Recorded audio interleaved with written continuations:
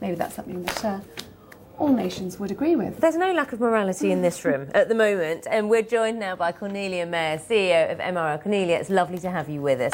Before we get on to what fans we are of China's new policy, because I know you are, let's talk about the Eurozone again.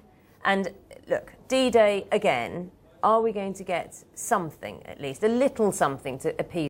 A little something, but therein lies the problem. We always get a little something. It's always too little, too late. And I think we really, really need to work on a sort of three-pronged plan.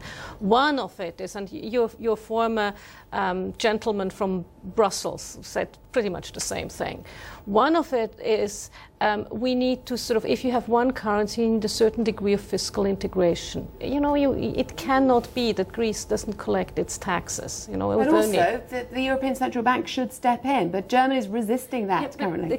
Just let me finish with the three.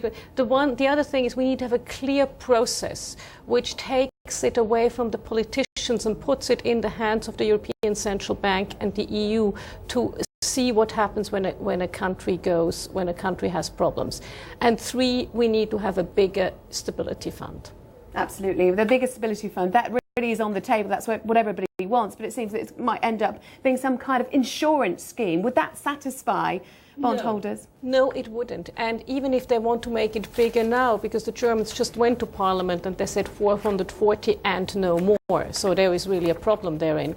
But it wouldn't satisfy bondholders, and if we put leverage, essentially that means lever the stability fund. Might I remind you, in 2008, what got us into trouble?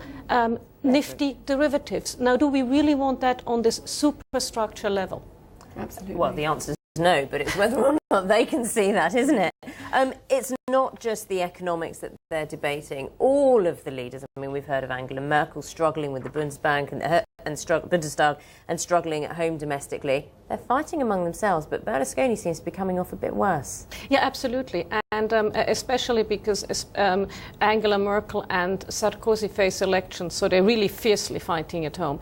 But he comes off worse, and I'm no fan of Berlusconi, don't get me wrong. However, in terms of looking at the budget, I mean, they are fully over-levered, they have too much debt, but they can afford it. They have a budget that is due to be balanced by next year.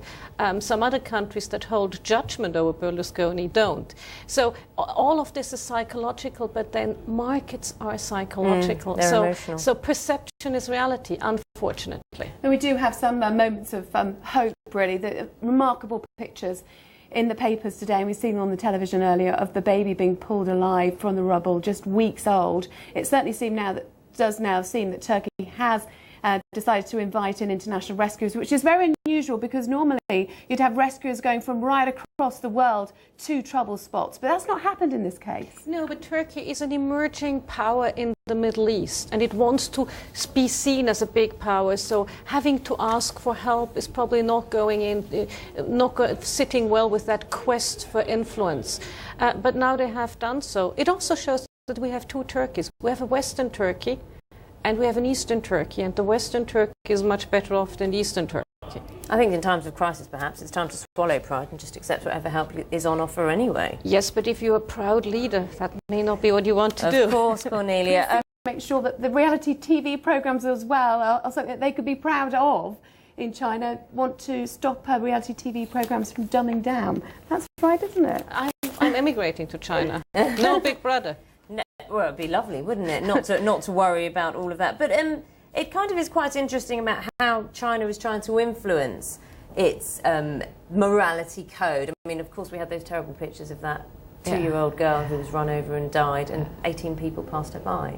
But I think but it is a managed economy. It is a managed society. I mean, that wouldn't work in a real democracy, would it? No, probably not. Let's talk about an emerging country from elections. Perhaps many looking upon it as a view of inspiration, but Tunisia is still seen. There are still concerns about how moderate it will be politically. That is, and that is when you ask for democracy, beware what you get. And I was not very surprised to see Ennahda really do that well, the sort of moderate Islamic party, because they've been out there during the whole Ben Ali time, looking looking after the poor. Some of these Islamic parties, like also the Muslim Brotherhood, look after the poor, and that build up ground level support. It's quite optimistic, though, to see then Ennahda say that it is speaking now with left-wing parties as well, trying to give the people what they want. This is good, but you know, this is going to be a process, and the process from dictatorship to democracy is going to be fraught with some problems. Look at Eastern Europe. Eastern Europe had first democratic parties, then the communists came back a little while, and then in the second round it went all well. Looking at Libya, we hear news as well that Gaddafi has been buried in secret. That, of course, would be a very tricky politically within Libya as well, that he's buried in secret. He wanted to be buried in Sirte. Interesting as well, though, that NATO, which has been so vociferous, we've seen all the international leaders say, well, it's time to go, but now the NTC is actually saying, actually, we wouldn't mind you staying on. Well, that is again, beware when you go and quote unquote help out in a country, whether for the right reasons like in Libya, or what I would consider the wrong reasons like in Iraq. When you go in, you can't just say, okay, now it's enough, we go out. You take a certain responsibility. So do you think that the West, has a moral responsibility? Absolutely. If we go in, we went in, we forced the change along. Clearly people wanted the change, but we didn't have a vote on do they want the change or not. Now they would have States troops being pulled out of Iraq very quietly this week with Obama making that announcement. There wasn't lots of bells and whistles with that announcement at all. Very politically sensitive. And I've just come back from the World Economic Forum on the Dead Sea for the Arab countries, and some Iraqis were a little bit concerned about what the security implications could be. Not surprisingly. Cornelia Mayer from MRR, it's a pleasure having you with us. Thank you very much. Plenty more from Susanna and myself very soon. Thank you.